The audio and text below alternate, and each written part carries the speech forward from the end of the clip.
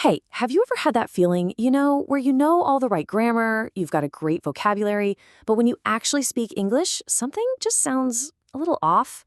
You're definitely not alone. It's often called the B2 plateau, and today we're going to give you the 5 keys to finally smash through it and start sounding genuinely natural.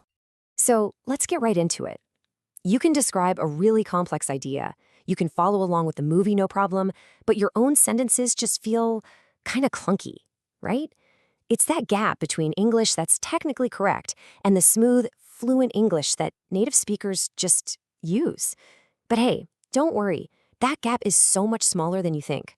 Let's unlock it together. All right, first up, let's talk about something called collocations. Now, that's a fancy word for a really simple idea. Some words just love to hang out together. It has nothing to do with grammar rules. It's all about what sounds right to a native ear, just because, well, that's just how it's said. Just look at this. It shows how one tiny word change makes a world of difference.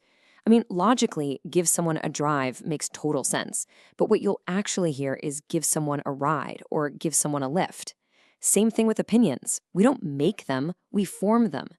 Getting these little word partners right is absolutely crucial if you want to sound natural. And here are a few more that can really trip people up. You apply for a position. You don't really apply for a vacancy. You make a difference, not do a difference. And here's the thing, you can't just memorize a rule for this. The only way to really master these is through exposure. You've got to be actively listening and reading, developing that gut feeling for which words just click together. Okay, let's get to our second key. And this one is all about those tiny little words we tend to overlook, prepositions. Words like in, at, for, and of. They might seem small, but man, they can completely flip the meaning of your entire sentence. And this example just perfectly illustrates their power. Look at this. If you say, I'm afraid of my brother, that means he terrifies you. But change just one tiny word, I'm afraid for my brother, and suddenly it means you're worried about his safety. The meaning is completely different. This is exactly why getting your prepositions right is so important for communicating clearly. So from now on, when you learn a new adjective, don't just learn what it means. Pay really close attention to that little word that often comes right after it.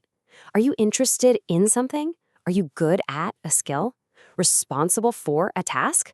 Nailing these little details is what really builds that fluent sound. All right, key number 3. Now, this is a super common trap for a lot of learners, mixing up the second and third forms of irregular verbs, especially when you're using the perfect tenses. You might know the word spoke, but are you using spoken in the right places? Let's find out. You know what? The rule here is actually simple and it's non-negotiable. Anytime you use have, has, or had to talk about the past, you have to use the verb from this third column, the past participle. It's always I have spoken, never I have spoke. It's we had driven, never we had drove. Honestly, drilling this third column is one of the fastest ways to make your English sound more polished. Now, let's talk about something that gives learners nightmares, articles. A, an, and the.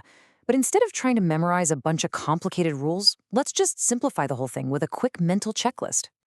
Let's just walk through this together. Before you say a noun, just ask yourself these quick questions. First, are we both thinking of the exact same specific thing? If the answer is yes, you use the. Like, let's go to the park we always go to. Okay, second question. Is it just one of many possible things or the first time you're mentioning it? Then you use a or an, like I saw a dog in the park. And finally, number 3, are you speaking in general or is it a fixed phrase like go to bed? Then you probably don't need an article at all. This simple little process can solve like 90% of your article problems. And here we are at our final key. This one tackles another classic point of confusion, past simple versus present perfect. But don't you worry because there's one simple question that will help you decide which one to use almost every single time. Here it is. The big question you have to ask yourself is, can you say exactly when it happened? If the time is specific and, importantly, finished, like yesterday, last week, in 2010, then you're going to use the past simple. But if the action is connected to the present moment with no specific finish time mentioned, that's when you use the present perfect. It's all about your perspective. Let's look at these examples. I fixed my car yesterday. The when is crystal clear, yesterday. That time period is over, the action is done. But if I say, I've lost my keys, Well, we don't know when it happened. The important part is the result. Right now, I can't get into my house. That connection to the present is the absolute soul of the present perfect tense. So we've gone through 5 different keys, but here's the real secret, the thing that ties it all together. In natural, everyday speech, these things aren't separate at all. They all work together, all the time, often in the very same sentence. Let's just tear this sentence apart for a second. I've given, that's the present perfect and uses the past participle, given. That's key 3 and key 5 right there. Give a ride, that's a classic collocation, key number 1. And of course, we've got our articles, a ride and the airport, that's key 4. See? All these areas working together in perfect harmony in just one simple, totally natural sounding sentence.